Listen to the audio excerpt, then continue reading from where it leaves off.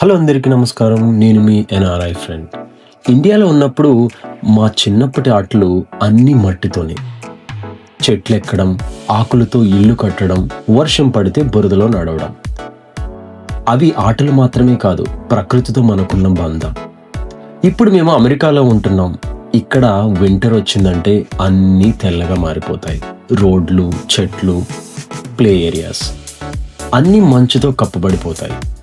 School నుంచి వచ్చేసరికి మా పిల్లలు బ్యాగ్ కూడా పక్కన పెట్టకుండా జాకెట్తో అలాగే ఉండి స్నోలో ఆడటం మొదలు పెడతారు.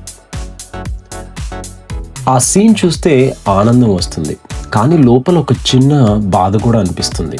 మన చిన్నప్పుడు మట్టి వాసన తెలుసు మనకి, వాళ్లకు మంచు, చలి తెలుసు. మన చేతులు మట్టితో మురికి అయ్యేవి, వాళ్ళ చేతులు గ్లౌస్లో దాగిపోయాయి. అయినా ఆడటం మారలేదు, సంతోషం మారలేదు.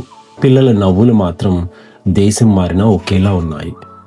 భారతదేశంలో చెట్ల కింద ఆటలైతే ఇక్కడ మంచు మీద ఆటలు, అక్కడ సూర్యుడితో వేడి అయితే ఇక్కడ చలిగాలి. ప్రదేశం మారింది, కాలం మారింది, కానీ పిల్లల బాల్యం మారలేదు, అలాగే ఉంటుంది. ఆడటం, నవ్వడం, ప్రకృతితో కలిసి పెరగడం.